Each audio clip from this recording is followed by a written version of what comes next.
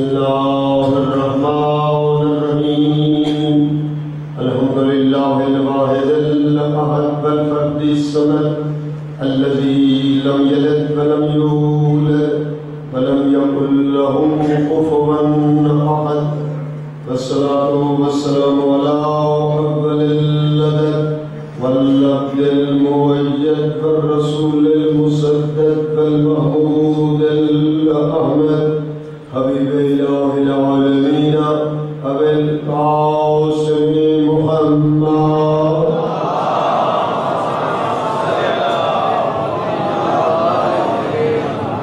وآله الطيبين الطاهرين الغر الميامين المعصومين ولعنة الله على أعدائهم من العون إلى يوم الدين رب اشرح لي صدري ويسر لي أمري واحلل عقدة من لساني يفقهوا قولي أما بعد فقد قال الله تبارك وتعالى في كتابه المجيد وفرقانه الحميد بسم الله الرحمن الرحيم يا أيها الذين آمنوا اتقوا الله وكونوا مع الصادقين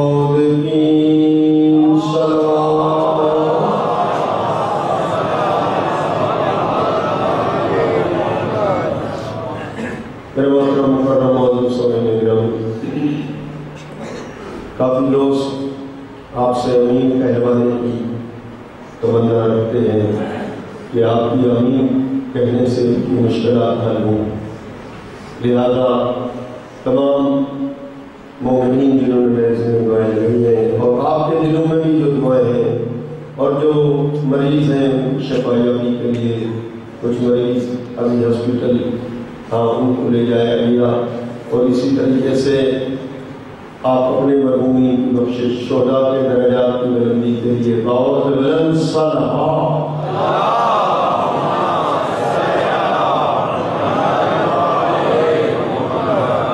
اپنے مرحومین کو جی آپ کی خدمت میں حضرت قرآن کی تفسیر پیش کرتا ہے کہ صادقین کون ہیں۔ رسول اعظم نے مختلف ممالک کے حکمرانوں کو اور علماء کو خطوط لکھے، اسلام کی دعوت دی میرے نبی نے۔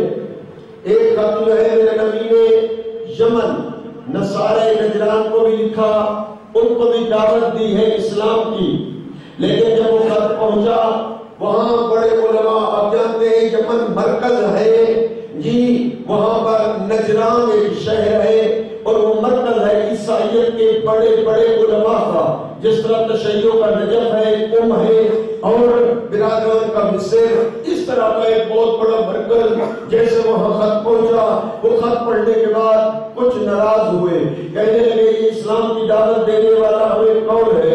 ہم تو پہلے سے ہی مسلمان ہیں،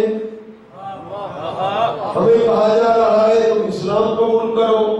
لہذا کچھ دوسرے موجود تھے دوست، کہنے لگے ناراض ہونے کی ضرورت نہیں ہے، جس نے خط لکھا ہے ہم وہ خط کی شکل میں جا کر اسے ملتے ہیں، اس سے بحث و مناظرہ کرتے ہیں، اگر وہ جیت جائے تو اس کے ہاتھ میں بیعت کریں گے، اگر ہم جیت گئے تو اس کو اپنے منظر پر لے آئیں گے۔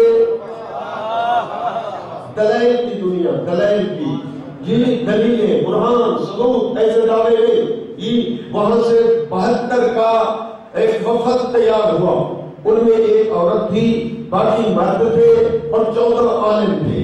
وہاں سے تیار ہو کر سج کر دھج کر آپ پہنچے مدینے کے بہر انہوں نے پڑھاؤ ڈالا۔ یہ اس کو کہتے ہیں ابا، ریشمی ابائیں پہنی، اور جو انگوٹھیاں تھیں وہ سونے کی جی، سونے کی انگوٹھیاں پہنی، اور ریشم کے لباس سے تن کیے، سج کر دھج کر آپ مسجد نبوی میں داخل ہوئے اور آ کر پیغمبر کو سلام کیا۔ تاریخ یہ کہتی ہے پیغمبر نے سلام کا جواب نہ دیا بلکہ رخ اپنا دوسری طرف موڑ دیکھ کر کہنے لگے کہ عقیدت ہو سکتی ہے کہ اتنا دور سے آج انہوں نے ہمیں بلایا ہے، خصوصاً یہ خط لکھا ہے اور ہم آئے ہیں اور یہ سلام کا جواب نہیں دیتے۔ مسجد میں جتنا کلمہ گو مسلمان موجود تھے سب سے پوچھا وجہ کیا ہے؟ ہم آئے ہیں سفر کر کے، ہم سلام کرتے ہیں، آپ کو جو ہے رسول مسلمانوں کے وہ سلام کا جواب نہیں دیتے۔ سب نے کہا اللہ علم لنا، ہمیں علم نہیں ہے۔ تاریخ نے نام لکھا لے تاکہ بچوں کو پتہ چل جائے، تاریخ نے لکھا کہ حضرت عثمان بھی وہاں موجود تھے، وہ دیکھ کر کہتے ہم میں سے کوئی نہیں بتا سکتا، ہم سے نہ پوچھو، اگر وجہ پوچھنی ہے تو اس سے پوچھو جو نبی کا مزاج شناس ہے، جو نفس رسول ہے، جس کا نام علی ابن ابی طالب ہے۔ سبحان اللہ۔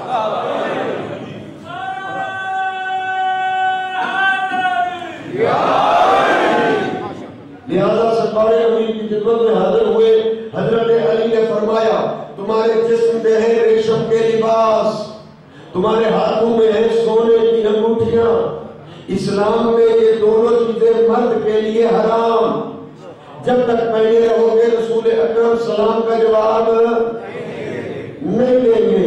ہاں آپ کا تو ماحول ماشاءاللہ پڑھا لکھا ہے، آپ کے ماحول میں تو جوان سونے کی انگوٹھیاں اور سونے کے لاکٹ اور ریشمی لباس نہیں پہنتے، کیوں؟ اس لیے کہ یہ پنڈی اسلام آباد علم کا مرکز ہے، لیکن جہاں علم کی کمی ہے وہاں دیکھتا ہوں نوجوانوں نے سونے کی انگوٹھیاں پہنی ہوئی ہوتی ہے، دیکھتا رہتا ہوں کہ سونے کے لاکٹ گلے میں، اور وہ اپنے آپ کو ہی مولوی کہلاتے ہیں۔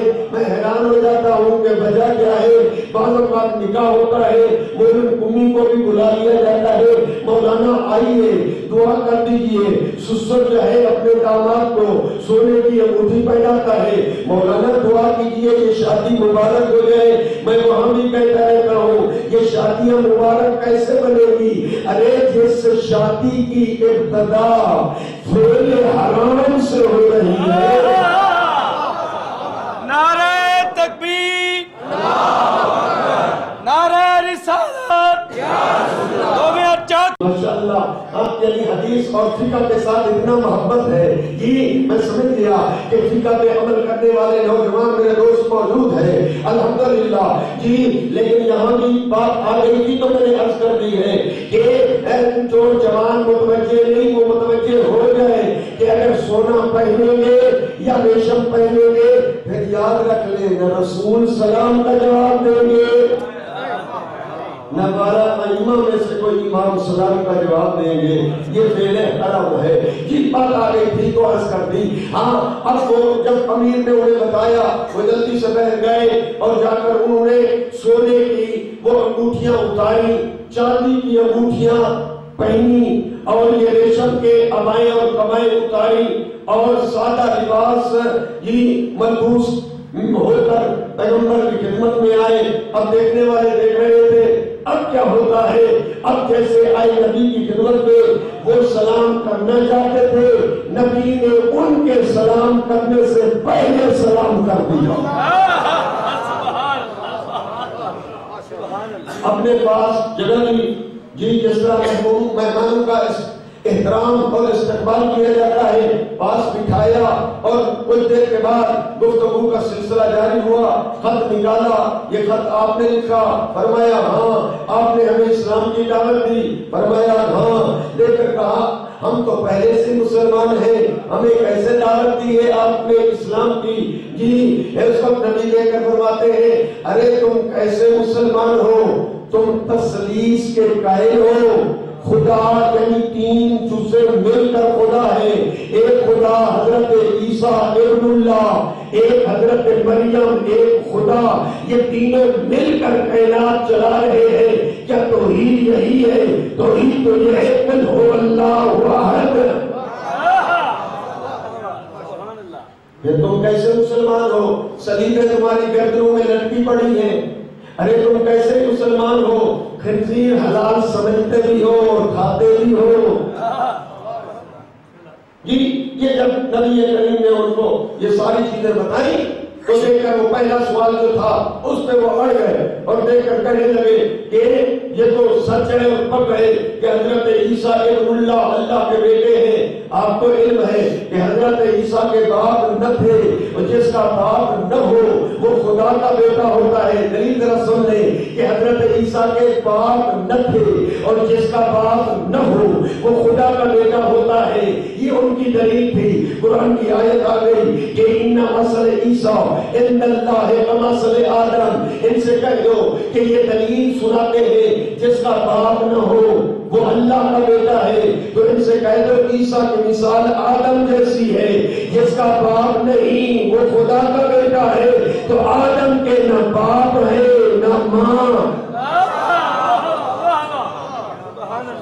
اس میں بھی کہہ دو جو آدم حضرت جی اللہ کا بیٹا ہے، دلیل ایسی تھی کہ ماننا چاہیے تھا، لیکن وہ گلشن آباد کے رہنے والے نہیں تھے، گلشن آباد والے ہیں دلیل سن کر مان لیتے ہیں، یہاں گلشن آباد والوں میں ضد نہیں ہے، لیکن وہ آئے تھے اتر نجران سے، وہ ضدی تھے، دلیل سننے کے باوجود وہ نہ مانے، جی عقلی دلائل دیے نہ مانے، تورات سنائی نہ مانے، زبور سنائی نہ مانے، انجیل سنائی نہ مانے، اور قرآن سنایا قرآن پر نہ مانے، نبی نے خود سنایا پھر بھی نہ مانے۔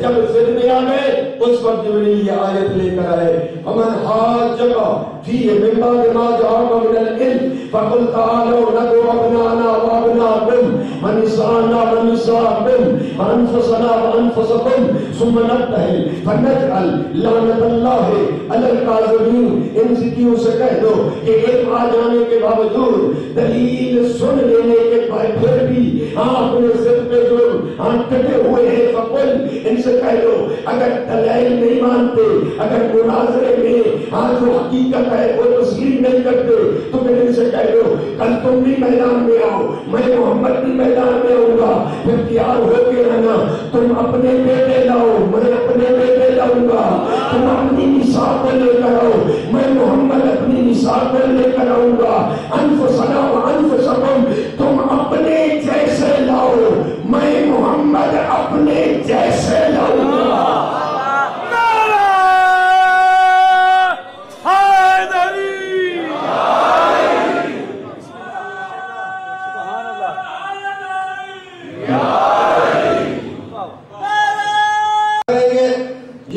میدان میں پہنچنے کے بعد سمنت پہل پھر مواہلہ کریں گے، فنجعل لڑائی کریں گے، فنجعل لعنت اللہ علی الکاذبین، لڑائی نہیں ہاتھ اوپر کر کے جھوٹوں پر کریں گے لعنت۔ کوئی جو سمجھا جاتے ہیں کہتے ہیں لعنت گالی ہے، میں کہتا ہوں آؤ قرآن میں لعنت ہے یا نہیں، نبی لعنت کر رہے ہیں یا نہ، یا نبی بھی گالی دیتے ہیں؟ نہیں، تو پھر ماننا پڑے گا لعنت اور شے ہے اور گالی اور۔ یہ اثر کے ٹائم نبی نے یہ آیت جیسے جبریل لائے پڑھ لی، ان کو بھی سنا دی، اپنوں نے بھی سن لی۔ یہ جملہ ذہن میں ہونا چاہیے، انہوں نے بھی سن لی اپنوں نے بھی سن لی۔ اب یہاں پر جوان آخر تک یہ آدھا گھنٹہ جو موضوع چلے گا یہ ترتیب یاد نہ رہی تو پھر شاید موضوع واضح نہیں ہو سکے گا۔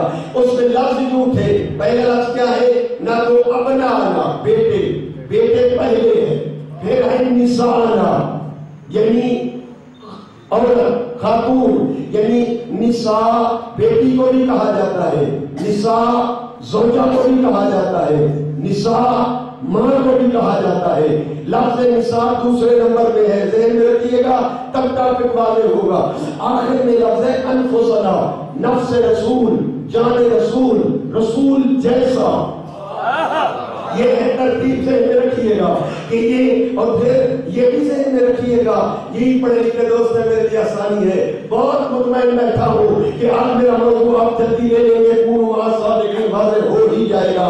کہ آئیے کہ اس میں جمع کے لفظیں تھی، یہ ایک ہوتا ہے اردو میں واحد جمع، سنگولر پلورل آپ بتاتے ہیں نا بچوں کو، ایک واحد دو جمع، یہ اردو میں بھی انگلش میں بھی سنسکرت میں بھی ہر زبان میں، حتیٰ پشتو، سندھی، سرائکی، پنجابی، ایک واحد دو جمع، پر عربی میں ایسے نہیں ہے دوستو، معاف کر دینا، کچھ عربی بھی سیکھ لو، عربی قرآن کی زبان ہے سیکھ لو، عربی جنت کی زبان ہے سیکھ لو، عربی رسول کی زبان ہے سیکھ لو، عربی قرآن کی زبان ہے سیکھ لو، اور عربی ہے جو آپ آخرت میں جنت میں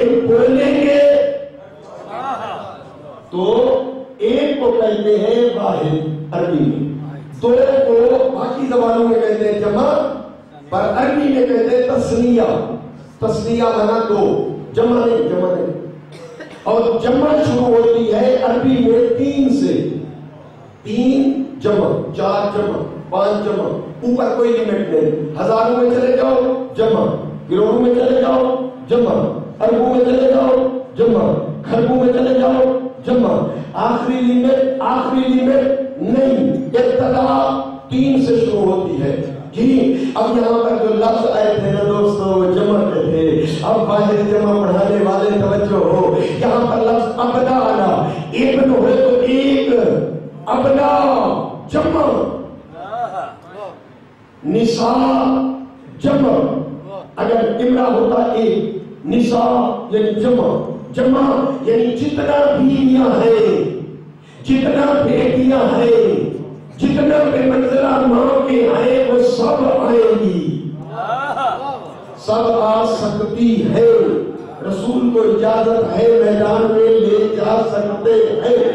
اپنا آنا یعنی وہ بھی جمع، 3 سے شروع، آخری کوئی لمٹ نہیں. جتنے بیٹے، جو رسول کا بیٹا بن سکتا ہے وہ میدان میں جائے گا. انفسا کا معنی ہے نفس کی جمع ہے، جان رسول. جی جان رسول، وفادار رسول جیسا.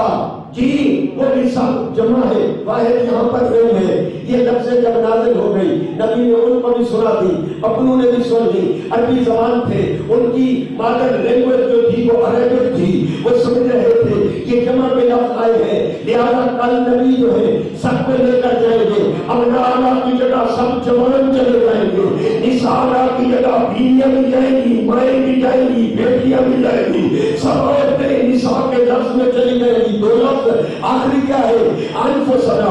جتنے جانثار ہیں سب جائیں گے، جتنے وفادار ہیں سب جائیں گے، جتنے رسول جیسے ہیں سب جائیں گے. کل میدان مباہلہ میں دل تھکنے کی جگہ نہ ہوگی. پورا مدینہ چلا جائے، پورا مکہ چلا جائے، لفظ اتنے بڑے ہیں، چھتری بہت وسیع ہے. لیکن امام فخر الدین رازی نے لکھا کہ ابھی آپ سن رہے تھے کہ علماء نے بھی یہ تفسیر میں لکھا کہ ساری رات تیاریاں ہوتی رہی. 24 ذوالحجہ کی رات غسل ہوتے رہے، نماز دھلتے رہے، تیاریاں ہوتی رہی. ہر کوئی تیار ہم جائیں گے، جوان تیار ہم جائیں گے، عورتیں تیار ہم جائیں گی، بوڑھیاں تیار ہم جائیں گے، وفادار تیار ہم جائیں گے. سب تیار. لیکن امام فخر الدین رازی عالم اسلام کا بڑا رائٹر ہے، شیعہ نہیں ہے. وہ تفسیر کبیر میں لکھتا ہے کہ خرج محمد، جیسے 24 ذوالحجہ کا سورج نکلا نبی بھی گھر سے پہلے آئے. کیفیت یہ تھی کہ آخر میں ید حسن کو انگل کے ساتھ لگائے ہوئے تھا، معتزل حسین کو سینے کے ساتھ لگائے ہوئے تھے. خلفہ بنتہ زہرا، ان کے پیچھے ان کی بیٹی زہرا تھی. خلفہ علی ابن ابی طالب، ان کے پیچھے علی تھے. جو ترتیب قرآن کی تھی وہ ترتیب نبی نے بنائی.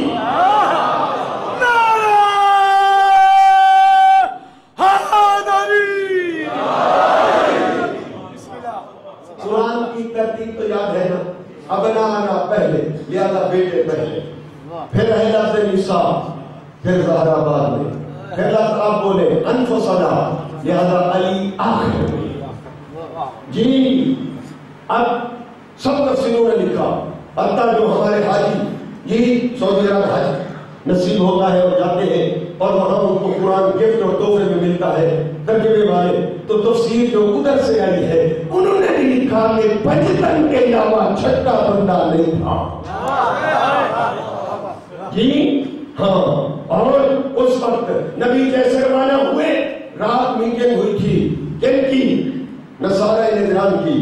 اس میں یہ طے پایا تھا کہ اگر مصطفیٰ اپنے پیاروں کو لے آئے، جی اپنے کلمہ گو کو لے آئے، تو پھر مقابلے میں ڈٹ جانا، پیچھے نہیں مڑنا. اور اگر اپنے خون کو لے کر آئے،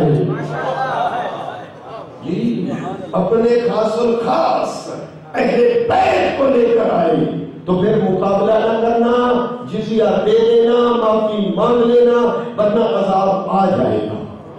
یہ رات میٹنگ ہوئی تھی. آج جب صبح پیغمبر 24 ذوالحجہ کو روانہ ہوئے تو ادھر تو پھر کیفیت کیا تھی؟ ان کا بڑا عالم پادری جو ہے دوڑا اور دیکھ کر کہتا ہے عیسائیوں سنو، انی لارا، میں دیکھ رہا ہوں وجوہاً ایسے چہرے کہ اگر وہ جبل کو اشارہ کرے تو پہاڑ اپنی جگہ چھوڑ دے۔ ذرا دیکھو وہ پرندے اپنے آشیانوں سے نکل آئے تھے، وہ دیکھو عذاب کے آثار آسمان سے ظاہر ہے۔ اگر انہوں نے ہاتھ اوپر کر دیے، ہمارے خلاف بددعا کر دی، ایک عیسائی بھی باقی نہیں بچے گا۔ جزیہ دے دو، معافی مانگ لو اور مقابلہ نہ کرو، محمد اپنا لہو اپنا خون لے کر آ رہا ہے۔ تمہید ختم، نتیجے کی صدریں شروع۔ آئیے میرے دوستو، یہی کون ہوگا صادقین کی منزل سمجھنے کے لیے یہ آیت میں نے پڑھی کہ قرآن کی تفسیر کرتا ہے، ایک آیت دوسری آیت کو کھولتی ہے۔ یہی اس لیے علاج کر رہا ہوں کہ آئیے میں آپ کی زبان سے یہ نتیجہ جلدی پہنچا دوں کہ آئیے کیا وجہ ہے۔ خود نبی یہ مباہلہ کس چیز پہ ہوا تھا؟ ٹاپک مباہلہ کا کیا تھا؟ دعوت اسلام، توحید، یعنی ہمارے نبی کہتے تھے حضرت عیسیٰ اللہ کے بیٹے نہیں ہیں۔ اللہ کون ہے؟ لم یلد ولم یولد، نہ اس کا بیٹا نہ اس کا باپ۔ توحید پہ مناظرہ ہوا تھا 23 ذوالحجہ کو، اور 24 کو مباہلہ ہوا تھا توحید کے ٹاپک پہ۔ اور توحید منوانے کے لیے میرے رسول نے تورات، زبور، انجیل پڑھی، عقلی دلائل دیے، لیکن وہ نہ مانے تو تب مباہلہ کی نوبت آئی۔ اب آئیے میں جملہ کہنا چاہتا ہوں کہ دنیا یہ کہتی ہے کہ حسبنا کتاب اللہ، ہمیں کتاب کافی ہے۔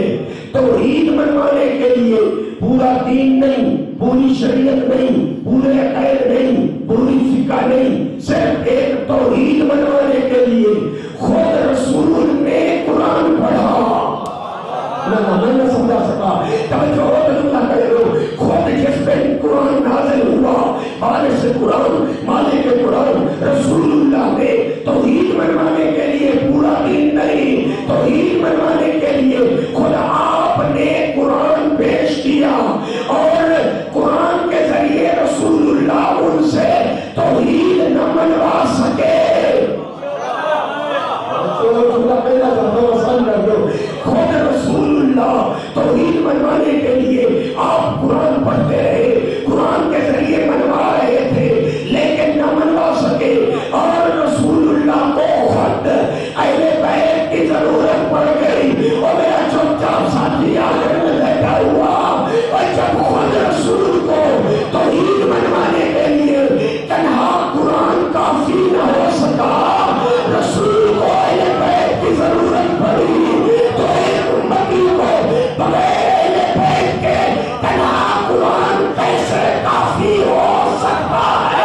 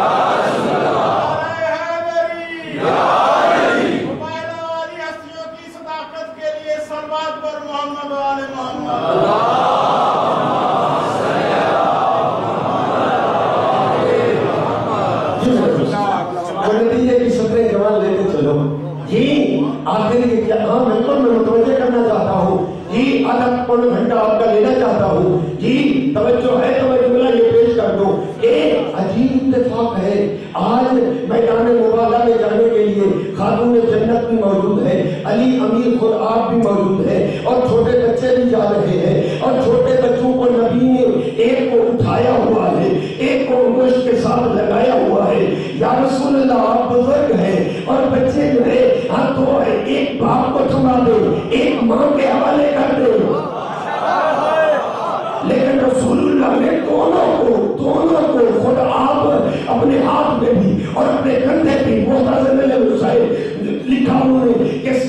ساتھ لگایا ہوا تھا، یہ کیا راز تھا؟ اس لیے کہ نبی بھی سمجھ رہے تھے وہ دور آئے گا، ممکن ہے میری امت کے کچھ لوگ اس مضمون کو بدلنے کے لیے یہ کہنا شروع کر دے کہ بچوں کی عادت ہوتی ہے جب ماں گھر سے باہر قدم رکھتی ہے تو بچے ماں کے ساتھ چل دیا کرتے ہیں، لہذا سہارا لا رہی تھی، بچے اپنی عادت کے مطابق ماں کے ساتھ، اگر ماں لے لیتی تو پھر دنیا کہتی عادت مطابق ماں کے ساتھ چلے گئے تھے۔ رسول اللہ نے اپنے ساتھ لے کر ایک کو مشت کے ساتھ لگا کر ایک کو سینے کے ساتھ لگا کر یہ واضح کر دیا حسنین عادت مطابق نہیں جا رہے، میری ضرورت بن کر جا رہے۔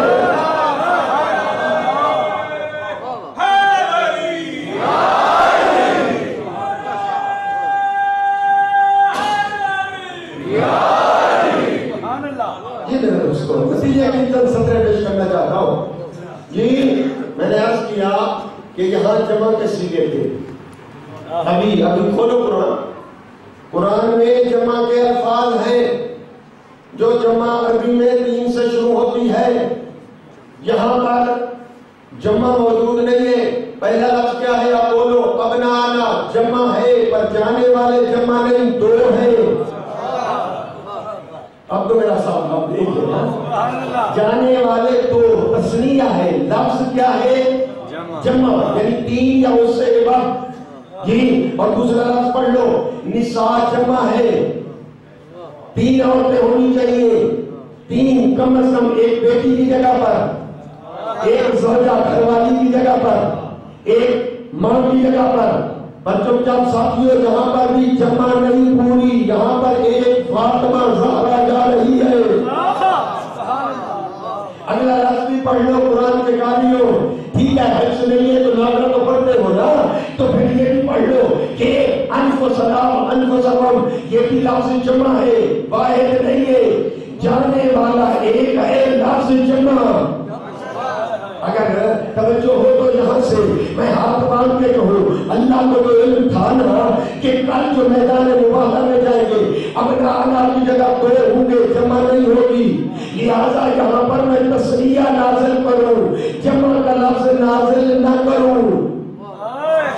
اللہ جانتے ہو وہ علیم ہے، وہ قدیر ہے، جی اللہ کے علم میں تھا یا نہ؟ میرے ساتھ بولو کہ اللہ کو علم تھا، کل میدان مباہلہ میں رسول کے نساء کو لے کر جائیں گے، وہ اکیلی بطول ہوگی، ایک واحد۔ میں یہاں واحد کا لفظ نازل کروں قرآن میں، لیکن اللہ نے جمع کا لفظ کیوں نازل فرمایا؟ آگے انفسنا، اللہ کے علم میں وہ علیم ہے کہ انفسنا فقط ایک علی جائیں گے، لہذا واحد کی لفظ ہوتی، جمع کی لفظ آ گئی عربی میں قرآن میں۔ اپنے ذہن میں سوال کو حاصل کرو، جواب پیش کرتا ہوں۔ اور میرا دوست، جانے والے جمع میں نہیں ہے، جمع یعنی 3 اور اس سے اوپر، جانے والے کہیں تثنیہ ہے اور ادھر واحد ہے۔ اللہ نے جمع کی لفظ نازل کر دی، عجب نہیں جواب ہے کہ سنے اگر میں واحد کی لفظ نازل کر دیتا، واحد واحد، اور دنیا یہی کہتی کہ لفظوں میں گنجائش نہیں تھی، آیت محدود تھی اور چھتری بڑی نہیں تھی، لفظ واحد و تثنیہ میں تھے، نبی مجبور تھے اس لفظوں کی وجہ سے فقط پنجتن کی شکل میں میدان میں آئے۔ اگر جمع کے لفظ ہوتے تو یہ بھی چاہتے، یہ بھی چاہتے، یہ بھی چاہتے، اللہ نے جمع کے لفظ نازل کر کے یہ اجازت دے دی، جو جو آ سکتا ہے لے آ، میری طرف سے کوئی پابندی نہیں۔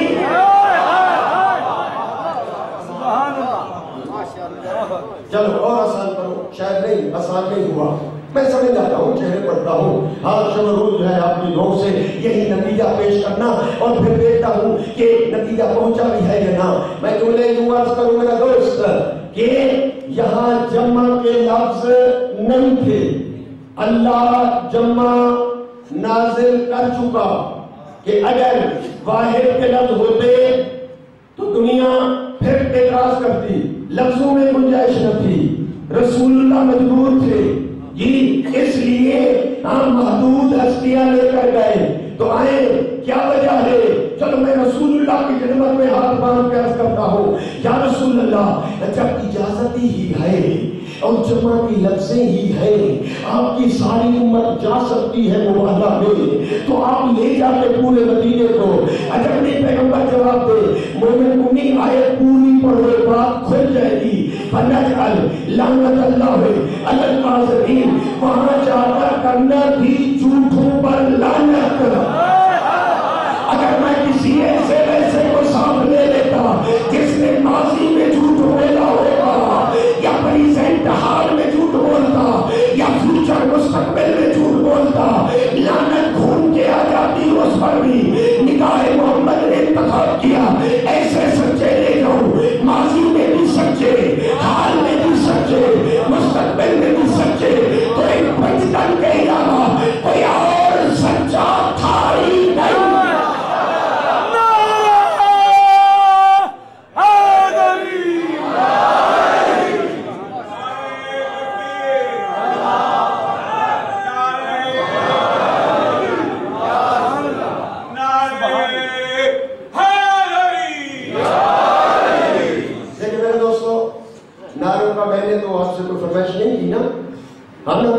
یہ خون جب گرم ہوگا محبت جوش میں آئے گی نعرے لگیں گے لیکن اس طرح کا نعرہ مجھے پسند نہیں ہے پہلے سن لیں نعرہ نہیں لگانا بعد میں جب میں جی ہاں ایک ادھر سے نعرہ لگتا ہے وہ کونا کھوپ چپ اور پھر ادھر نعرہ لگتا ہے یہ چپ اور دروازے والے تو ویسے دور اس لیے بیٹھتے ہیں کہ آزاد ہوں گے سلوات سے بھی چھٹی نعرے سے بھی آزادی جی اب جب نعرہ سنے اب جب نعرہ لگے ہاں یہ زمان ہو کر ایسے لگے کہ پورا پنڈال گونجے اور علی علی کی آواز کٹ کے اوپر سے پہلے جملہ سن لو اور میرے دوستو آخر تک متوجہ یہ انتخاب نبی کا تھا میدان مباہلہ میں لے جانے کے لیے میں کہتا ہوں چھوڑو باقی گھروں کو جی وہاں جا کر سچوں کا انتخاب تھا چھوڑو باقی گھروں کو میری طرف دیکھو ایک گھر ہے علی کا ایک گھر ہے نبی کا یہ دو گھر ذہن میں رکھو یہ گھر ہے علی کا یہ گھر ہے نبی کا نبی کے گھر کون کون ہے بولو نبی کی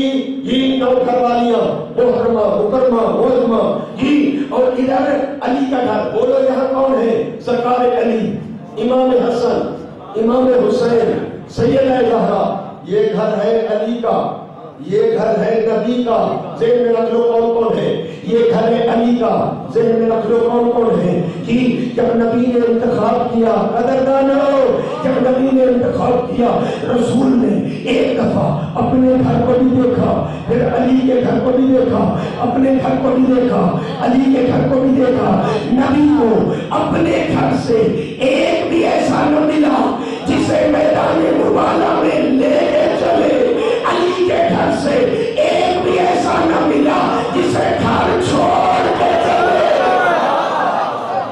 نعرہ تکبیر نعرہ رسالت اور جا کے دلیاں کھڑکیاں کھول کے نعرہ حیدری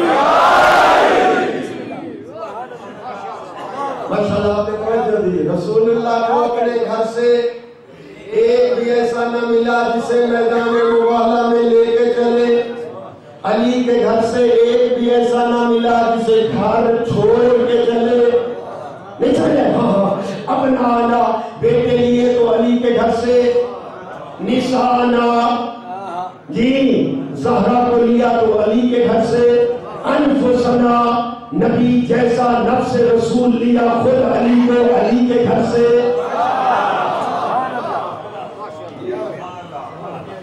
ہاں آپ نے لے لیا ایک جملہ میں اور بھی بڑھاتے ہوئے آگے کہہ دوں اور جملہ یہ ہے یعنی حکم یہ تھا کہ وہاں ہو جائیں جو جھوٹوں پر لعنت کر سکیں اور جھوٹوں میں لعنت وہ کر سکتا ہے جس کی زندگی میں کوئی جھوٹ کا دھبا موجود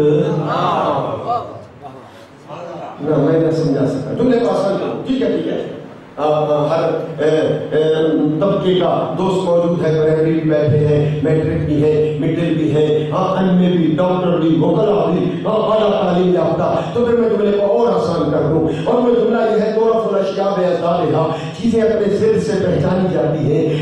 متضاد الفاظ آپ بچوں کو پڑھاتے ہیں، پھر ساتھ بولیں عالم، جاہل، امیر، غریب، جی بڑا، چھوٹا، دن، رات، روشنی، اندھیرا. تو ایک لفظ ہے، ادھر بولیں سچا، اس کے مقابلے میں لفظ کیا آئے گا؟ جھوٹا. سچے، جھوٹے. عربی میں جھوٹے کو کہتے ہیں کاذب، لعنت اللہ علی الکاذبین. جی اور اب نتیجہ، عربی میں جھوٹے کو کہتے ہیں کاذبین، اس کا مقابل لفظ ہے صادقین. یہ ادھر ٹاپک ہے، یہ 10 دن کا نچوڑ دینا چاہتا ہوں. آج اگر کوئی متوجہ نہ ہو سکا نتیجہ نہیں مل سکے گا، 10 دن کا رزلٹ کے بغیر چلا جائے گا. یہ کاذبین، صادقین، کاذبین متضاد الفاظ. اپوزٹ وقت کاذبین پہ لعنت وہ کر سکتے ہیں جو ہوں صادقین. جی بالکل. ابھی آپ کا عقیدہ بھی چیک ہو جائے، آپ میرے عقیدے چیک کر رہے ہیں تو ذرا ادھر بھی بیان ہو جائے. کیا پروگرام ہے؟ رسول اللہ اگر تنہا چلے جاتے اکیلے، جی بچوں کو نہ لے جاتے، جی اور خاتون جنت کو بھی نہ لے، علی کو بھی نہ، اکیلے چلے جاتے، میرے رسول دونوں ہاتھ اوپر کر کے جھوٹوں پہ کر دیتے لعنت. کیا ہے عقیدہ کہ ان پہ عذاب آتا یا نہ آتا؟ بالکل ہونا ایسا چاہیے. نبوت، مقام نبوت کو سمجھو. جی ضرور ہو جاتا، لیکن پھر کیا راز ہے یہ آپ بتائیں، کیا راز ہے؟ جی کیا وجہ اور سبب ہے کہ پھر جو بچے نہیں چل سکتے ان کو اٹھایا؟ خاتون جنت جو کبھی میدان میں نہیں گئی، چادر میں ملبوس ہو کر آئی. یہ تھوڑا راز بھی سمجھے کہ وجہ کیا ہے. اکیلے جانے سے مقصد پورا. او میرا دوست، عذاب آ جاتا لیکن دنیا یہی سمجھتی رہتی. حکم یہ تھا جتنے سچے ہیں ان سب کو میدان میں لے جائیں، تو رسول کے علاوہ کوئی اور سچا نہ تھا. تھوڑا قرآن کہہ رہا تھا جتنے ابنا ہے سچے لے آؤ، جتنا نساء ہے سچی لے آؤ، جتنا انس و ثنا ہے سچے لے آؤ. اور چلے گئے اکیلے رسول تنہا، تو اس کا معنی یہ ہے کوئی اور سچا نہ تھا. پھر ایک تنہا رسول سچے، اور پھر قاعدہ کیا بنتا؟ جھوٹا کون بنتا؟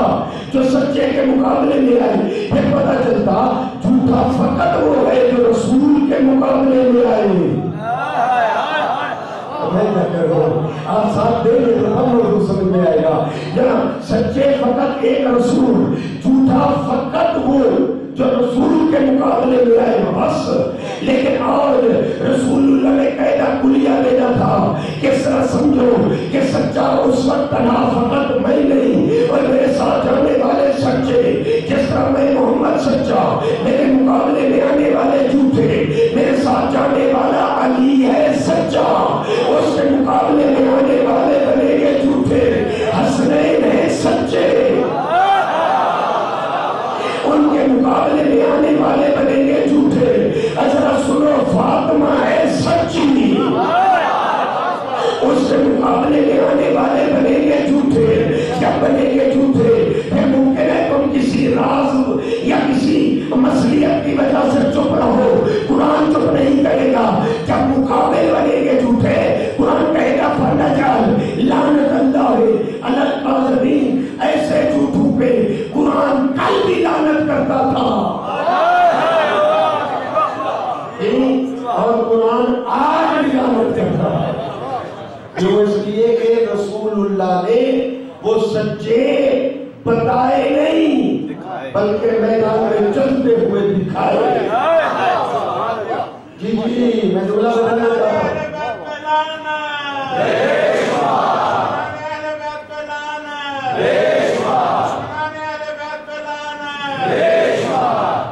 جی میں اصل میں واضح کرنا چاہتا تھا کہ صادق اور کاذب، کیونکہ موضوع ہمارا یہی ہے، دونوں بات صادقین ہو جاؤ سچوں کے ساتھ آپ کا مطالعہ یہ تھا مومن قومی بتا قرآن کہے کہ صادقین کون ہیں.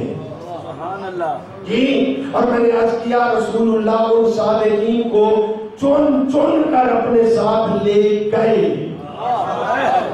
جی یعنی دوسرے لفظوں میں یوں کہہ دو کہ جتنے صادق صدیق تھے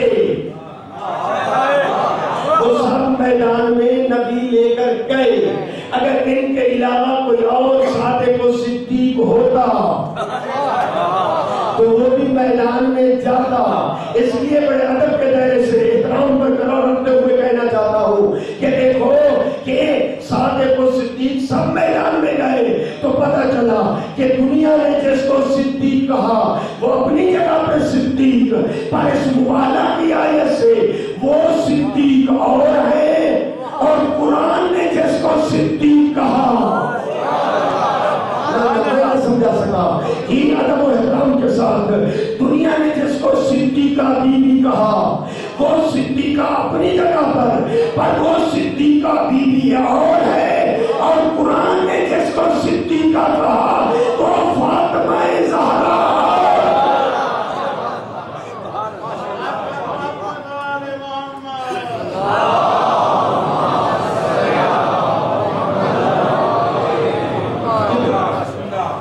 بس نتیجے کی چند سطریں یہ میں سوچتا رہتا ہوں کہ یہ کیا راز تھا کہ علی امیر المومنین کو رسول اللہ نے ہر میدان میں آگے رکھا. ایسے ہے یا نہیں؟ مجھے کیا سننے والے دوستوں، رسول اللہ نے علی کو ہر میدان میں آگے رکھا لیکن مباہلہ میں پیچھے رکھا. جی ابھی بتایا آیت کے مطابق علی آخر میں رکھ کر یہ جملہ بیان کر دوں اگر ذہن میں آ جائے جملہ، اور وہ جملہ یہ ہے کہ سن لیجیے میرے دوستوں کہ وہ بحث سے آئے تھے اگر رسول اللہ علی کو آگے رکھتے دنیا یہ کہتی وہ پردیسی تھے. رسول اللہ نے علی جیسا بہادر، علی جیسا شجاع ان کو دکھا کر ہی مباہلہ جیتا، یعنی علی کی شجاعت سے. لیکن رسول اللہ نے علی کو آگے نہیں پیچھے رکھ کر بتایا مباہلہ علی کی شجاعت سے نہیں جیتا، علی کی صداقت سے جیتا ہے.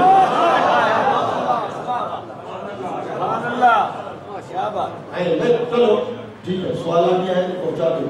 جی ہاں بالکل کہ آج بچے سوال کرتے ہیں کہ مولانا ہم اسکول میں، اکیڈمی میں، کالج میں ہمارے کلاس میں لوگ ہم سے پوچھتے ہیں کہ تم یزید پہ لعنت کرتے ہو، کہاں لکھا ہوا ہے قرآن کے اندر یزید پر لعنت؟ ارے تم حسینی ہو، تم شیعہ ہو، تم جعفری ہو، قرآن میں یزید پر کیا لعنت لکھی ہوئی ہے؟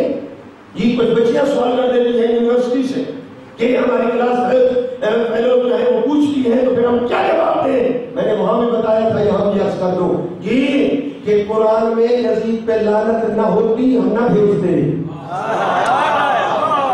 آؤ میں جملہ عرض کروں، ذہن میں پہنچنی چاہیے بات میرا دوست، توجہ.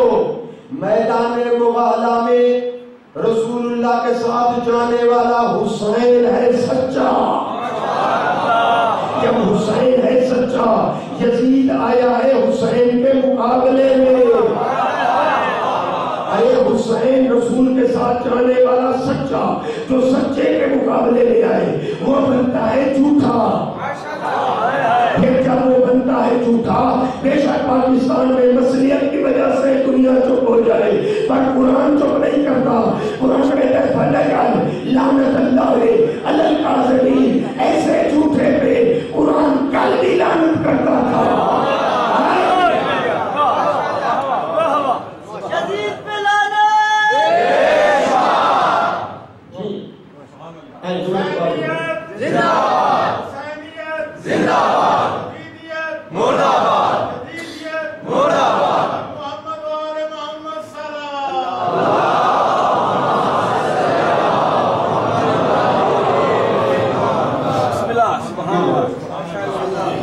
جتنی تفسیر میں نے آپ کے سامنے پڑھی ہے سب مفسروں نے یہی تفسیر لکھی ہے جو میں نے پڑھی. لیکن آج ابھی ماضی قریب کی ایک اور تفسیر آئی ہے سرگودے سے، پیر کرم شاہ پھیرے والے چیف جسٹس رہے، انہوں نے بھی تفسیر لکھی ضیاء القرآن کے نام سے، انہوں نے ادھر بدل دی، وہ دیکھ کر کہتے ہیں علی گئے ہیں میدان مباہلہ میں، پر ہم نے کیا کہا انفسنا، نفس رسول جان رسول بن کر۔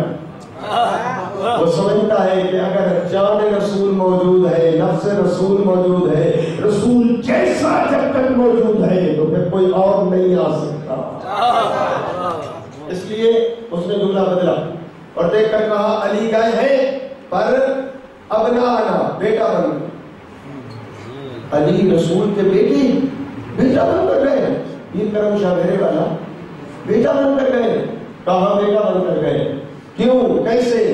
دیکھ کر کہے اس لیے کہ علی تھے داماد رسول، اور داماد شرفاء کے نزدیک قائم مقام بیٹے کے ہوتا ہے، بے منزلہ بیٹے کے ہوتا ہے۔ علی تھے داماد رسول، سمجھنا جواب میں دے رہا ہوں، سوال ذہن میں ہی، ہاں علی داماد تھے، داماد بے منزلہ بیٹے کے، لہذا علی بیٹا بن کر گئے۔ میں کہتا ہوں پیر کرم شاہ آپ کی بڑی مہربانی، آپ نے یہ جملہ دیکھ کر ہمارا 1400 سال کا اختلافی مسئلہ حل کر دیا کہ اگر علی بیٹا بن کر گئے تھے، لفظ جمع کے تھے، حکم یہ تھا جتنے بے منزلہ بیٹے کے بن سکتے ہیں، علی داماد کی حیثیت سے گئے تو گویا حکم یہ تھا جو داماد رسول ہے، اگر علی کے علاوہ کوئی اور داماد رسول ہے تو وہ بیٹا بن کر کیوں نہ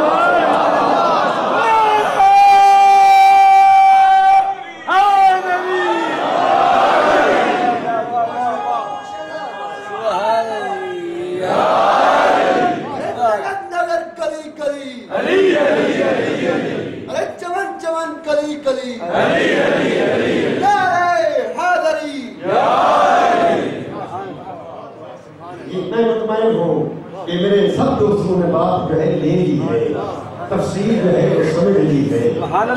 میں مطمئن اس چیز پہ کہ آپ نے خشک مطالب جو ہے یہ آپ نے وہ لے لیے، ہاں سب نے یہی لکھا کہ انفسنا کی جگہ علی، نساء کی جگہ بطول، ابنانا کی جگہ حسنین، یہ ہاں، لیکن میں تو موضوع ختم کر دوں گا، کل دوست آپ سے پھر پوچھیں گے، مولانا سے یہ تو پوچھ لیتے، نساء جو ہے وہ جمع ہے اور تینوں لفظوں کو شامل ہے، بیٹی کو بھی، اہلیہ زوجہ کو بھی اور ماں کو بھی۔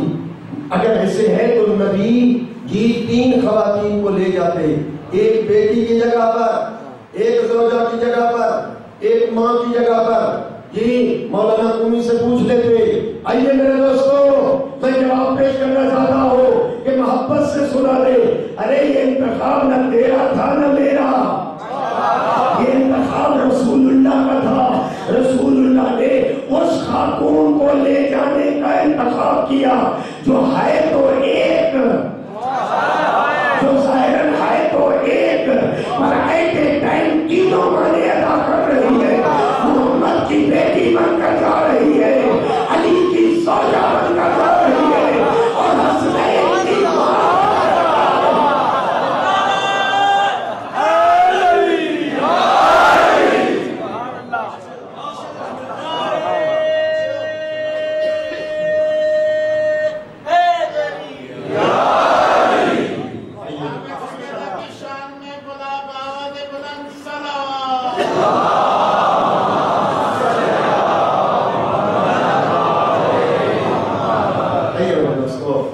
اس طرح نہیں رہا، اور آج کی ایک وہ امانت جو آپ کی میرے پاس رہ گئی، اب اگر توجہ کریں تو جلدی جلدی میں سمیٹتے ہوئے وہ ہدیہ آپ تک پہنچا دوں اور میں جلدی مسائل کی طرف بڑھ جاؤں۔ اگر ذہن تیار ہے تو صلوات پڑھ لیں بآواز ہے۔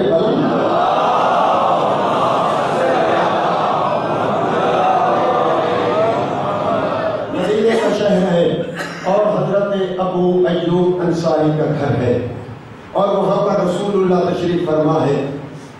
نبی کے ایک صحابی ہیں جن کا نام ہے معاذ بن جبل، معاذ بن جبل، اور وہ قرآن پڑھ رہا تھا اور دیکھ کر کہتا ہے یا رسول اللہ یہ آیت جو میں نے پڑھی ہے یوم ينفخ فی الصور فتأتون افواجا، سورہ نبا کی آیت ہے، سورہ نبا جی، جب سور پھونکا جائے گا محشر کا دن برپا ہوگا، قبریں پھٹ جائے گی، مردے قبروں سے نکلیں گے، یوم ينفخ فتأتون افواجا، اور ٹولے ٹولے قبروں سے نکلیں گے۔ یہ کیا مراد ہے ٹولے ٹولے، گروہ گروہ؟ جیسے اس نے سوال کیا نبی کی آنکھوں میں آنسو آ گئے، معاذ گھبرا گیا، یا رسول اللہ میں نے کوئی سوال نہیں کرنا تھا، فرمایا نہیں، سالت عن امر عظیم، تو نے بہت بڑی چیز کے متعلق سوال کر ڈالا۔ یا رسول اللہ کو کیسے؟ نبی لے کر فرماتے ہیں جب قیامت کا دن ہوگا، سور پھونکا جائے گا، قبریں پھٹ جائیں گی، مردے قبروں سے نکلیں گے، پر حالت یہ ہوگی میری امت کے 10 گروہ، میری ہی امت کے 10 گروہ ایسے ہوں گے جو قبروں سے نکلے ہوں گے پر ان کی شکلیں بگڑی ہوئی ہوں گی، ان کی شکلیں پھٹی ہوئی ہوں گی، بگڑی ہوئی ہوں گی۔ معاذ بن جبل کہتا ہے یا رسول اللہ کیسے؟ نبی نے تقریر شروع کر دی، دیکھ کر فرماتے معاذ بن جبل کو نے پوچھا ہے تو پھر سن، 10 گروہ ہوں گے قبروں سے نکلنے والے ایسے جن کی شکلیں بگڑی ہوئی ہوں گی، دیکھ کر فرمایا بعضهم علی صورت القردہ، پہلا گروہ جو قبروں سے نکلے گا وہ بندر کی شکل میں ہوں گے، قردہ لفظ لفظ سنیے، بعضهم علی صورت الخنازیر، فرمایا دوسرا گروہ جو قبروں سے نکلے گا وہ خنزیر سور کی شکل میں ہوں گے، گروہ 1,00,000 آدمی آ رہا ہے اور ان کی حالت سور کی ہے، شکل دو، جلدی جلدی گنتے چلیں، نبی کی حدیث جلدی کمپلیٹ ہو جائے جی۔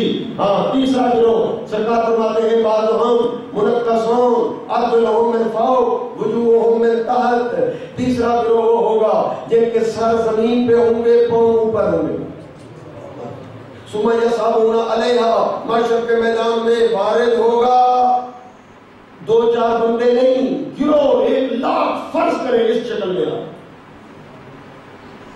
چوتھا فرمایا بعضهم یترددون، چوتھا گروہ میری امت کا ایسا ہوگا اندھے ہوں گے، چلیں گے یترددون، کبھی ادھر گریں گے پھر اٹھیں گے پھر ادھر گر جائیں گے۔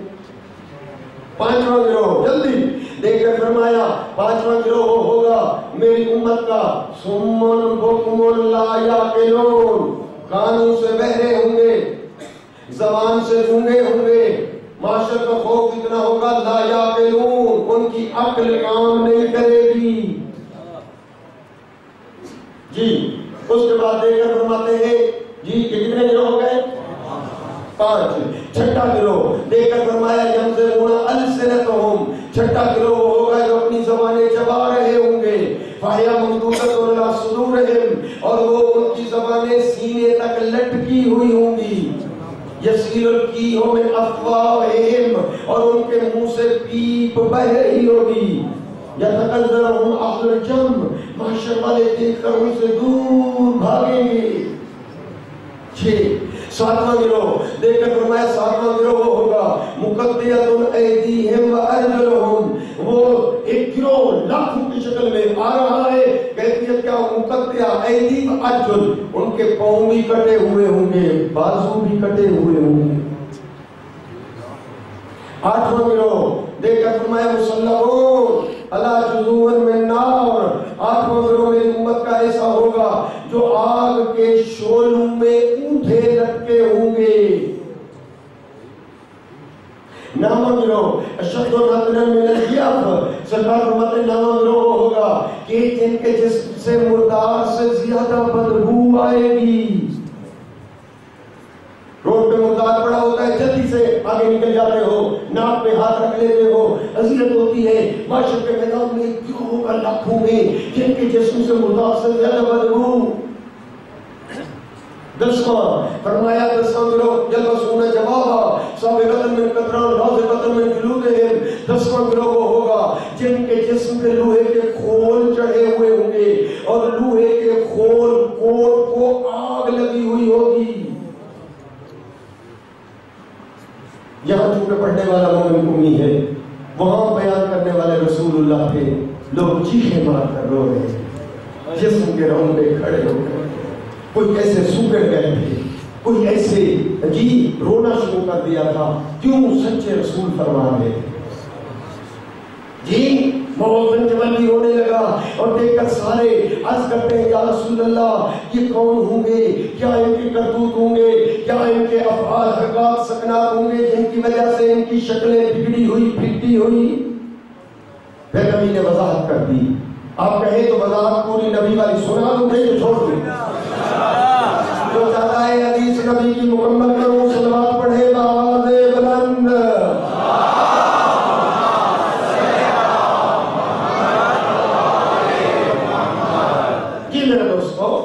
اس وقت رسول اللہ نے اگر کوئی کتاب کا حوالہ مانگنا چاہتا ہے، شیعہ تفسیر دیکھنا چاہتا ہے، سورہ نبا کی یہ آیت جو ہے اس کے ذیل میں یہی تفسیر ہے جو میں پڑھ رہا ہوں، یہ شیعہ تفسیر ہے، اس کا نام ہے مجمع البیان، تفسیر مجمع البیان علامہ طبرسی۔ اور اگر اہل سنت کی کوئی تفسیر دیکھنا چاہتا ہے تو اس کا نام ہے التفسیر در المنصور، حضرت علامہ جلال الدین سیوطی، اور آخری جلد سورہ نبا آیت یوم ینفخ فی الصور فتأتون افواجا، یہ ذیل میں یہ تفسیر وہاں درج ہے، وضاحت وہاں جا کر پڑھ لو، مجھ سے صرف خلاصہ سن لو جی۔ نبی سے پوچھا گیا یا رسول اللہ وہ کون ہوں گے، دیکھ کر فرماتے ہیں اما الذین علی صورت القردہ فالقطاط من الناس، وہ جو بندر کی شکل میں قبروں سے نکلنے والے، فرمایا وہ ایسے ہوں گے جو دنیا میں چغل خوریاں کرتے تھے۔ چغل خوری تو علم ہے جی، ادھر سے سنی تو ادھر لگا دی، ادھر جا کر سنی تو ادھر پہنچا دی۔ امن کیوں لگا پڑا ہے، جنگ کیوں جی، چغل خوری گناہ کبیرہ ہے۔ اب وہ ٹائم ہوتا چغل خوری کی ایکسپلینیشن میں ضرور پیش کرتا، قرآن میں چغل خوری کے متعلق کیا کہا ہے۔ حضرت موسیٰ کے دور میں بارش نہیں ہوتی، یا اللہ بارے، فرمایا مجمع میں دعا کرنے والوں میں چغل خور موجود ہے، جب تک وہ بہر نہیں نکلے گا بارش نہیں ہے جی۔ ہاں حضرت موسیٰ نے سنا دیا میرے مالک کا یہ پیغام آ گیا ہے، وہ چغل خور میں موجود ہے، خود اٹھ کے چلا جائے تاکہ رحمت برسنا شروع ہو جائے۔ وہ کیسے اٹھے؟ اس نے سر نیچے کر کے رابطہ کر کے مالک سے معافی مانگ لی، میرے ہاتھ بلند ہو گئے ہیں، وعدہ ہے تیری بارگاہ میں پھر نہ کروں گا جی۔ ادھر سے فوراً بارش شروع ہو گئی۔ حضرت نے عرض کیا یا اللہ، آپ نے فرمایا جب تک وہ نکلے گا نہیں اس وقت تک بارش نہیں آئے گی۔ فرمایا موسیٰ اس بندے کی اور میری صلح ہو گئی ہے۔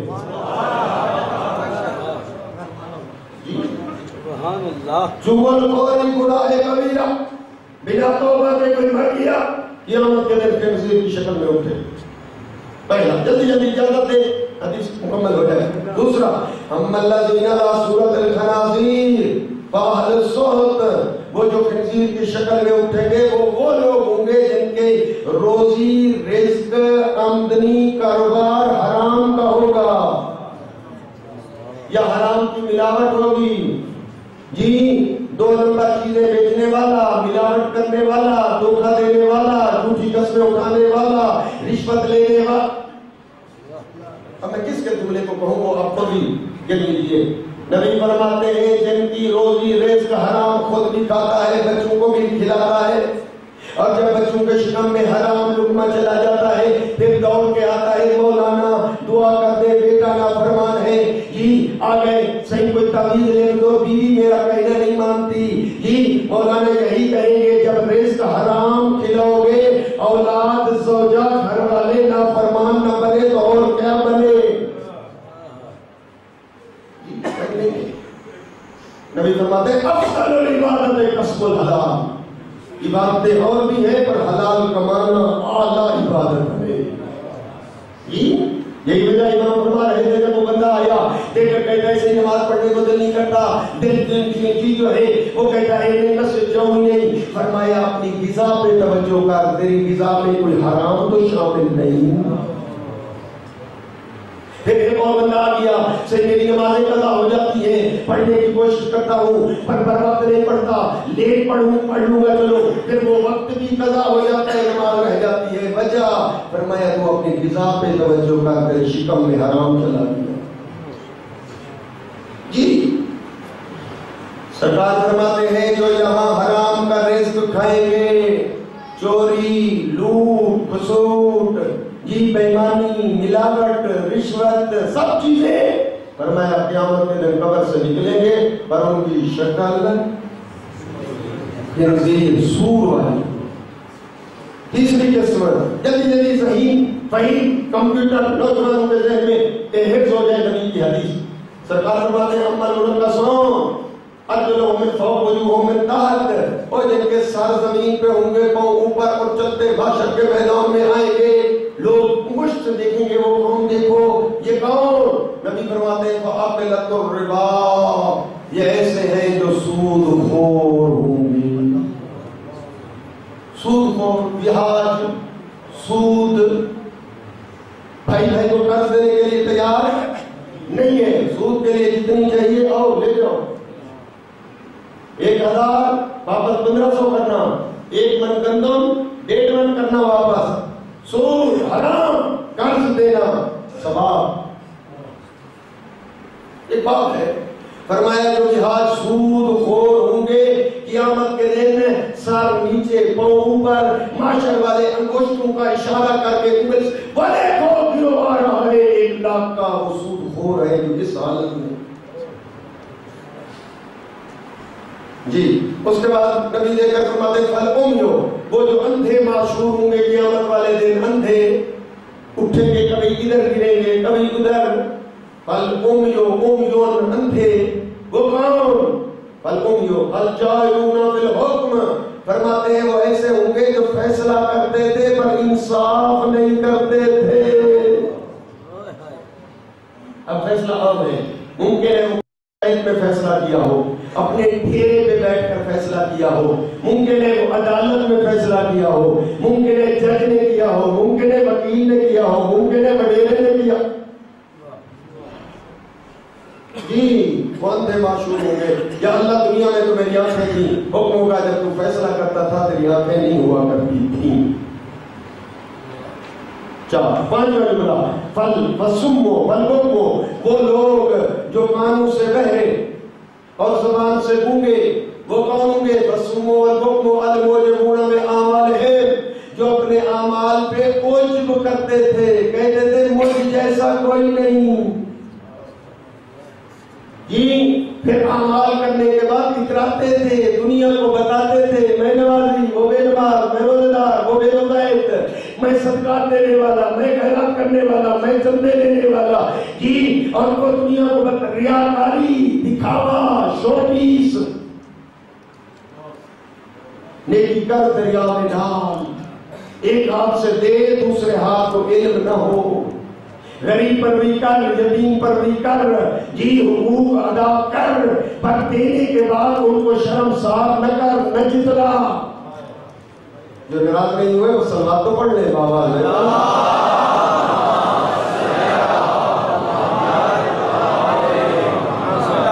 جی رسول اللہ کی تقریر جاری ہے، تفسیر میں نے عرض کیا مجموع البیان یا دور المنصوب میں جا کر مکمل دیکھنا۔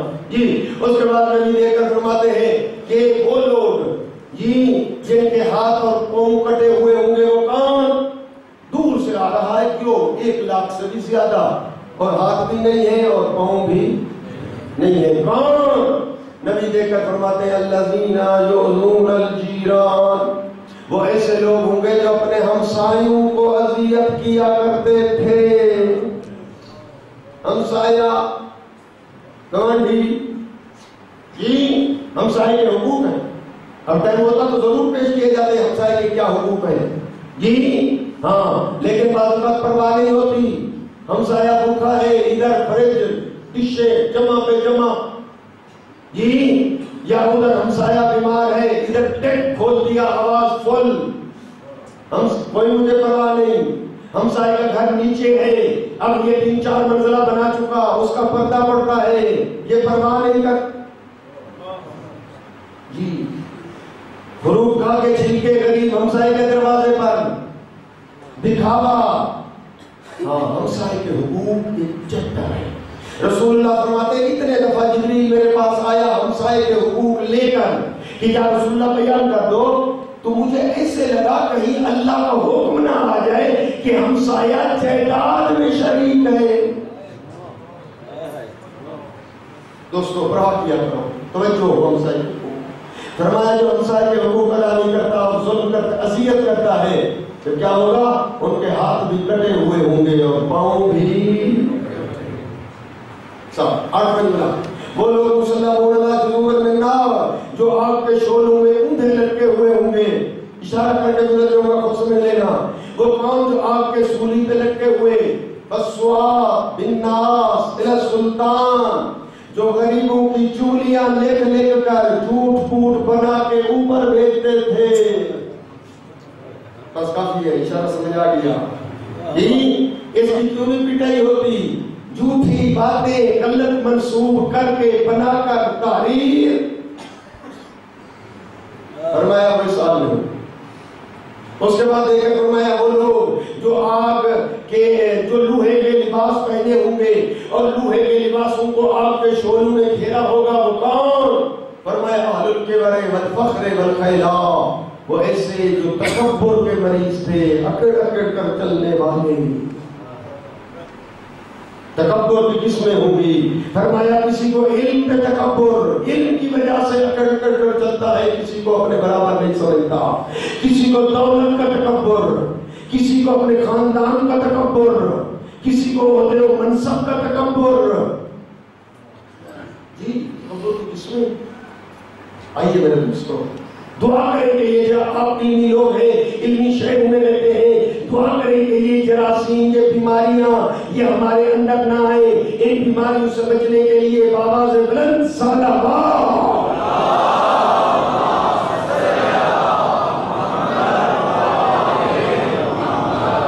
جی میں جو عرض کر رہا ہوں کہ یہ تو قیامت کے دن یہ میرے رسول نے دعا مانگی تھی، یا اللہ میری امت کی شکلیں ادھر نہ بگاڑنا، ادھر نہ بگڑے۔ ہاں ورنہ اگر نبی کی دعا نہ ہوتی تو سامنے ہر کسی کی شکل واضح ہوتی۔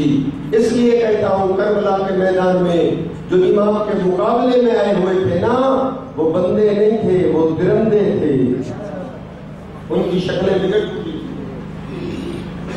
جی امام عالی مقام نے کئی دفعہ خطبے دیے تسبیح کے دن، جی حجت تمام کر دی امت پہ، اور وہ وقت بھی آیا کہ 10ویں کی رات میرے آقا نے خطبہ دیا۔ میرے آقا نے اس رات کو 3 حصوں میں تقسیم کیا، جی 3 حصوں میں تقسیم کیا، اور ایک حصہ صحابہ کے ساتھ بیٹھے، اور اس میں امام نے یہ اعلان کیا کہ جو جانا چاہتا ہے وہ چلا جائے، میں بیعت کا کلادہ اٹھا لیتا ہوں، لیکن اتنا دور چلے جاؤ کہ میری غربت کی آواز نہ سنو۔ اگر سن لیا اور لبیک میں کہیں پہ عذاب میں ہو جاؤ گے، لیکن میں چاہتا ہوں کہ اگر کوئی جانا چاہے جا سکتا ہے، پر دور چلا جائے۔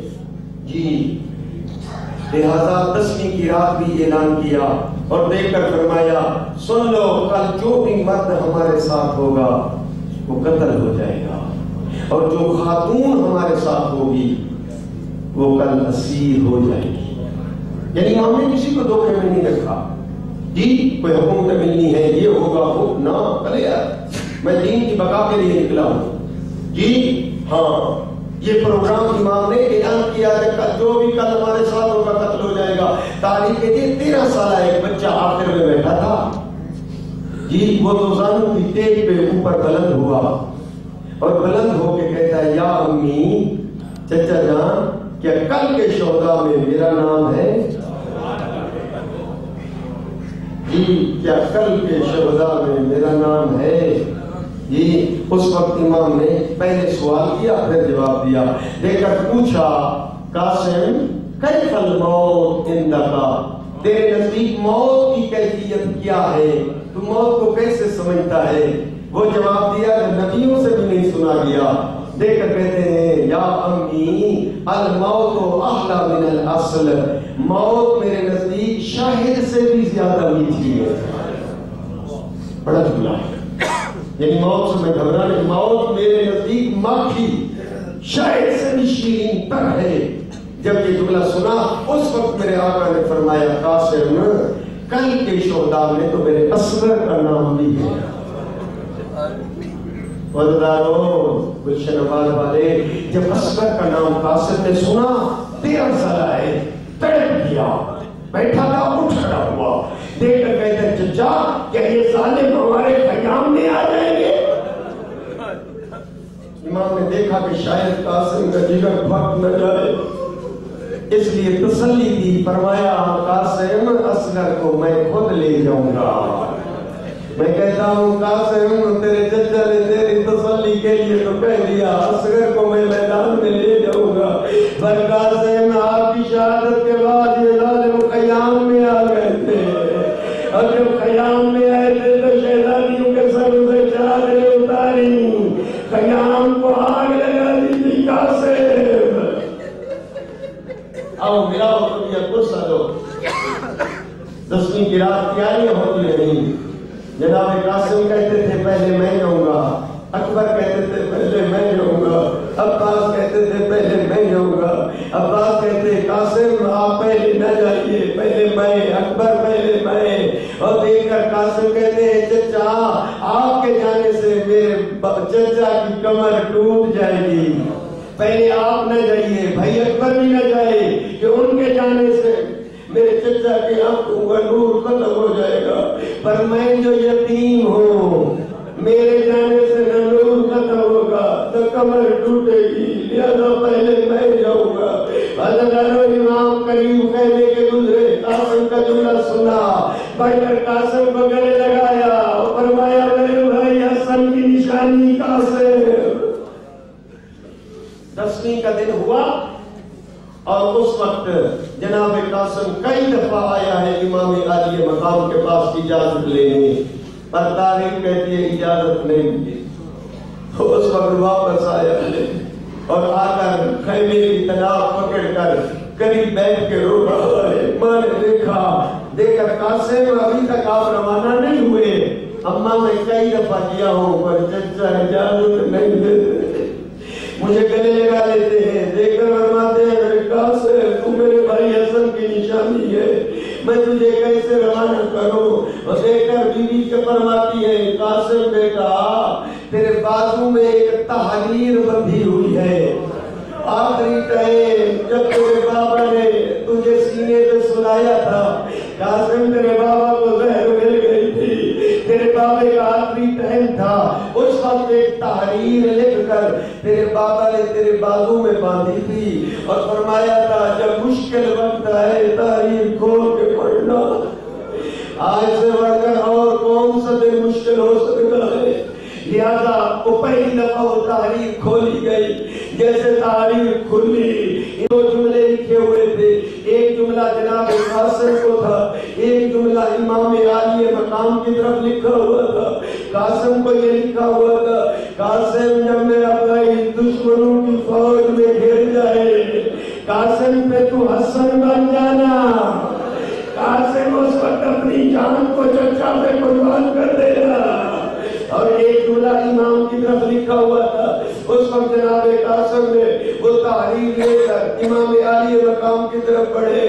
جیسے امام کو وہ تحریر دی، امام بیٹھے تھے، آقا حسن کی تحریر دیکھی، اٹھ کر تحریر کو چوما، آنکھوں پہ رکھا اور وہ تحریر پڑھی. اس میں دوسرا جملہ امام کی طرف لکھا ہوا تھا حسین جب میدان کربلا میں آپ پہنچے میں تو موجود نہ ہوگا، میرے بیٹے قاسم کو اجازت دے دینا، اور بھیا میرے قاسم کو محروم نہ کرنا. اللہ یہ جملہ امام نے پڑھا، پھر تحریر کو چوما، پھر قاسم کو سینے سے لگایا. تاریخ نے ایک جملہ لکھا کہ واحد شہید ہے جناب قاسم کہ جس کو گلے لگا کر امام اتنا روئے کہ ریت کربلا پہ بے ہوش ہو گئے. امام حسن یاد آیا کرتے تھے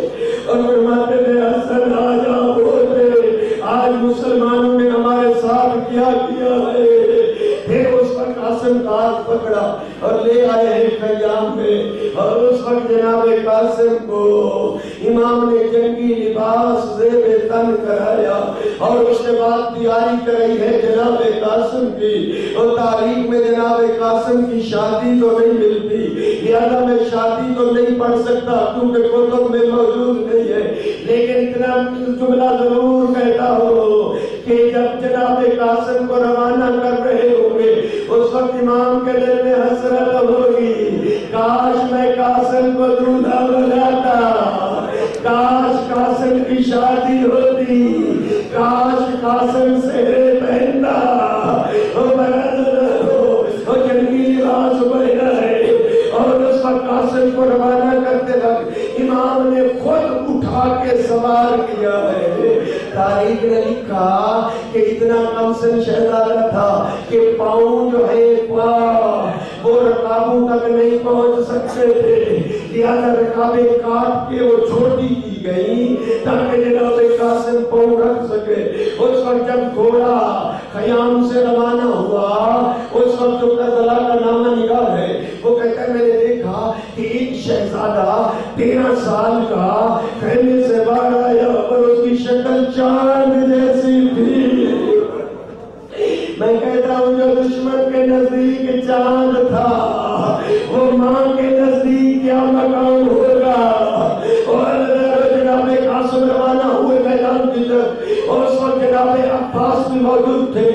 اس وقت عمر بن سعد نے ازدق نامی ایک شامی پہلوان تھا، اسے کہا کہ اس قاسم کے مقابلے میں جاؤ، لیکن وہ ازدق دے کر کہتا ہے کہ میں ہزاروں کے مقابلے میں تنہا لڑتا ہوں، یہ بچہ ہے، اس کے مقابلے میں جانا میری توہین ہے، میرے 7 بیٹے ہیں، میں یہ کے بعد دیگرے ان کو بھیجتا ہوں۔ جی کتب کے اندر یہ جملہ درج ہے کہ اس ازدق نے اپنے 7 بیٹوں کو یکے بعد دیگرے بھیجتا رہا قاسم کے مقابلے میں، اور جناب قاسم سب کو ایک ایک کر کے فینار و سکر کرتے گئے۔ عباس پینے کے قریب کھڑے تھے، شاباش دے رہے تھے اپنے شاگرد کو۔ اللہ جب 7 بیٹے اس ازدق شامی کے قتل ہو گئے، اس کے آنکھوں کے سامنے دھواں ڈھیر چھا گیا، جلدی اٹھا، اس نے تلوار لی، خود پہنا، زرہ پہن کے گھوڑے پر سوار ہو کر جناب قاسم کی طرف جیسے روانہ ہوا، جناب عباس امام عالی مقام کی طرف دوڑے، آقا حسین اس ازدق کے مقابلے میں مجھے بھیج دیجیے، آقا یہ 13 سالے کے مقابلے میں یہ ازدق کیوں آ رہا ہے؟ امام فرماتے ہیں عباس گھبرا نہیں، تو اپنے شاگرد کو بتاتا جا، وہ جنگ کرتا رہے گا۔ اللہ ازدق نے قاسم پہ حملہ کیا، عباس نے کہا قاسم کا بتاؤ، دائیں طرف سے تلوار چلا، پھر عباس کہتے ہیں قاسم بائیں طرف سے تلوار چلا۔ عباس فرما رہے ہیں قاسم شاگرد اپنے استاد کے حکم کی تعمیل میں اور ازدق کے ساتھ تلوار پہ وار کا بدل ہوا اور ازدق کو فینار و سکر کیا ہے قاسم نے۔ حضرت عمر بن سعد دیکھ کر کہتا ہے ایک ایک مقابلے میں جاؤ گے، یہ ہاشمی خون ہے، علی کی شجاعت کے وارث ہے، یہ جنگ فتح نہیں ہوگی، چاروں طرف سے قاسم پہ حملہ کرو، اور اپنے مومن مجھے معاف کر دینا کہ اس وقت چاروں طرف سے قاسم پہ یہ لگا